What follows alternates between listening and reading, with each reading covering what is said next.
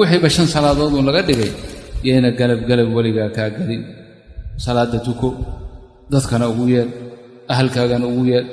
dadka walaalaha muslimiinta ana qof salaad la'aan ha ka ogolaanin mid aan salaada tukanayna ha u qusquslin shahna hal abd meelahana la fariisanin illa an tad'uuhu ila Allah hadda ilaahi ugu yeeraysan mooy oo salaadii ugu yeeraysan mooy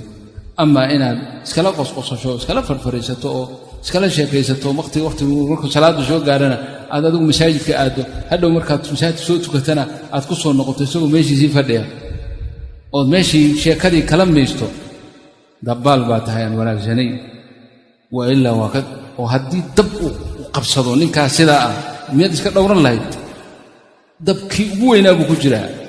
jahannam qarka u saaran yahay marka salaada xifdigeeda iyo da'bu ilaahay ka bilaab hadda doonayso in ilaahay ka badbaadiyo sifaadka uu caayay uu yiri insaanku ku abuuran yahay ku samaysan yahay hadda doonay in laga soo reebo kuwaas salaada waliga ka tagin diyaarad baad saaran tahay meesha cirka shareeb ay maraysa waqtigii baa soo galay salaad la jamciyana ma aha fajrku kale wax lagu jamciyo male ha ka tagin salaada tuko haday ku suurtowdo inaad istaagto oo aad rukuucdo sujuudo yeel cidna ha u abayelina tuko qablada xagee way inta tira u jeedso tuko adoo cirka marayto haday ku diidaan ama ku dhahan meelad ku tukata male ama ay si kale u suurto gali weydo meesha kursiga aad almuhim hadaad weyse qabin hatta tuko ha ka tagin weyse ma haysatid biyana ma haysatid waxaad ku weysatana male waqtigiina waa soo galay salaad ma ka tagaysaa ma ka tagaysaa xurmatul waqti wax leeyahay baa tukanaysaa Allahu akbar badleedaho salaadii baa tukanaysaa markaad meeshii aad u socotay tagto ayaa dib u qaleynaysaa tii horena ilaahay ku qaban maayo fariidina tawfiican tahayna ilaahay agtiisu ku qori oo waliga aad salaada ka tagayeen alladina hum ala salatihim daa'imun fiiri salaada ahamiyada ay leedahay ilaahay sifaadkan wanaagsan ee uu ka soo reebay halaci iyo jazaci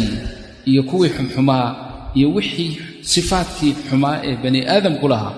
salaad buu ku bilaabay salaadna uu ku dhameeyay ayada ku dambaysa sifaadkan waa maxay walladina hum ala salatihim yuhafidun salaadooda xifdinay oo ilaalinay salaadoodu daa'imna waa yahay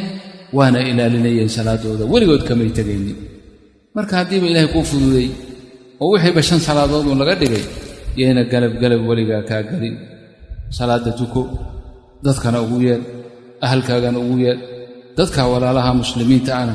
qof salaad la'aan ha ka ogolaanin mid aan salaada tukanayna ha u qusquslin shahna hal abd meelahana la fariisanin illa an tad'uuhu ila Allah hadda ilaahay ugu yeeraysan mooy oo salaadii ugu yeeraysan mooy